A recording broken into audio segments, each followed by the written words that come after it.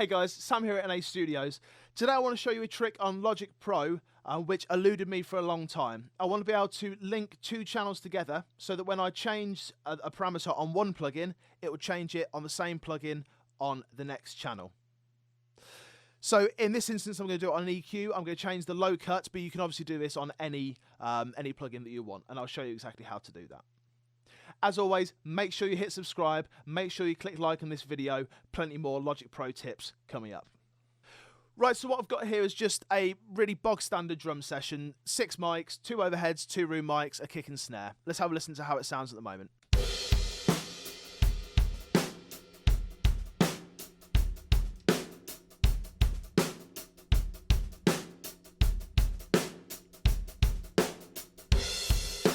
Okay, nothing special there at all. 6 mics on the drum kit, just pretty hastily set up. The thing that always bothered me about recording drums and recording overheads in particular is that I want to do the same thing to the left as I do to the right. If I boost the highs, I want to do the same thing to both of them. If I cut the lows, I want to do the same thing to both of them. But we can't do that on Logic. We can on, I think we can do it on Pro Tools. There's a way of linking them, but on Logic, it's not quite that simple. The one way of doing it, the first way of doing it, the long way around, is to adjust your EQ, like so, copy it, paste it into the next one. Bit rubbish. The second way of doing it is to select both of them, select their output as a bus 5 for example, call that overheads, and then now the overhead's going to come out of one bus and we can just put the EQ on that. But that's a bit of a long way around. I don't really want to do that. I don't want to create a brand new bus and kind of take up real estate in the mixer just so I can change some plugins. That doesn't work for me.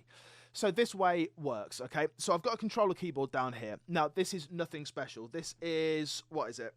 M Audio Keyrig 49. This is about 40 years old. It's an old one, okay? It doesn't do anything fancy. It's got a few octaves on the keyboard, and it's got pitch bend modulation and a volume slider. That's all it's got.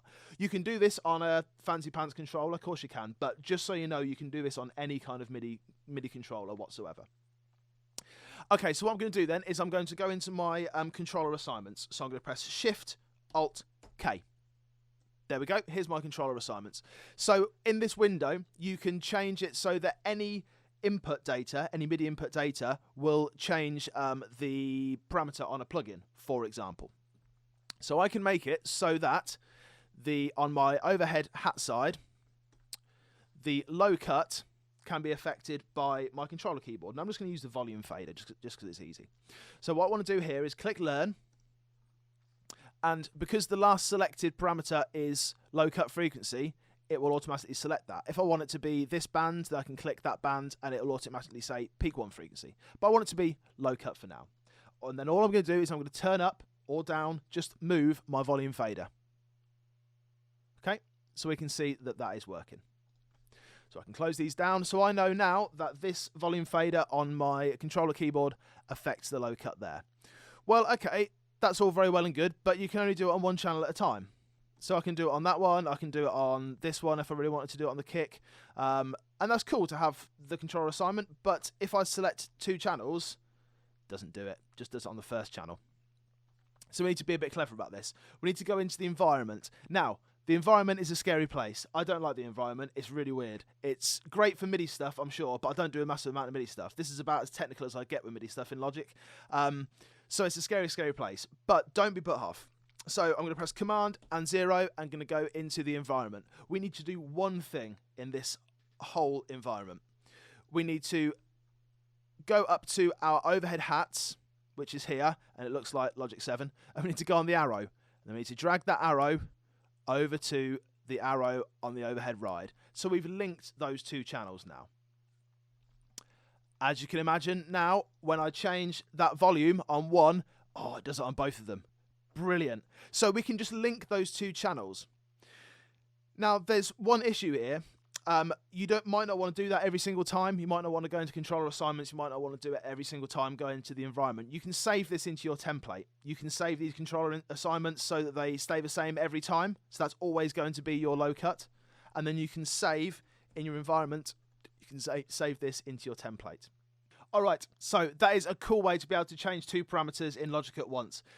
One thing that I've noticed in this is if you link the channels first and then go into your controller assignments, it doesn't work very well.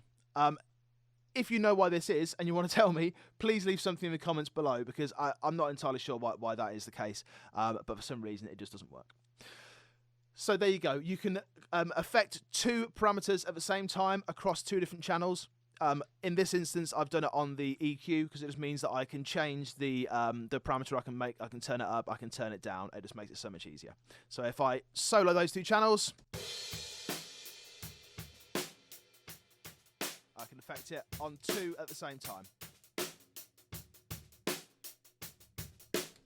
which is dead handy. All right, thanks very much for watching. Make sure you subscribe, make sure you hit like on this video, and we've got some great Logic Pro tips coming up. Thanks a lot. Take care.